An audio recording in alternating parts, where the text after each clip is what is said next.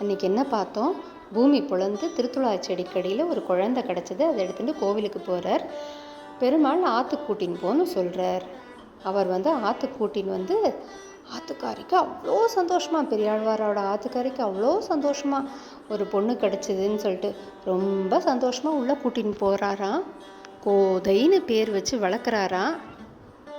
கோதைன்னு சொன்னால் கோவிந்தான்னு எதிரொலிக்கிற ஊரான் ஸ்ரீவில்லிபுத்தூருங்கிறது. அப்பா மடியில் சதா உட்காந்துட்டு கண்ணன் கதை கேட்டுண்டே இருக்காளாம். அப்பாவும் வாய் ஓயாமல் வாய் வலிக்காமல் கிருஷ்ணர் கதையை சொல்லிகிட்டே இருக்காராம். நமக்கும் பிடிக்கும் தானே கிருஷ்ணர் கதை சொல்கிறதுக்கு, கேட்குறதுக்கு. கொஞ்ச நாள் ஆச்சான் இப்படியே வளர்ந்துன்னு வந்தாளாம் கோதை.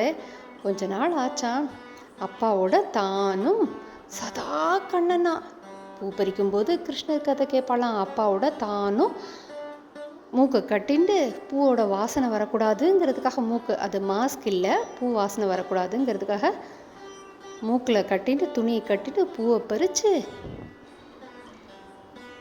மாலை தொடுத்து அப்பாவோட சதா கண்ணன் கதை கேட்டுண்டே மாலை தொடுத்து கோவிலுக்கு கொண்டு போய் வடபத்திர சாயிக்கு சாத்துறாளாம்.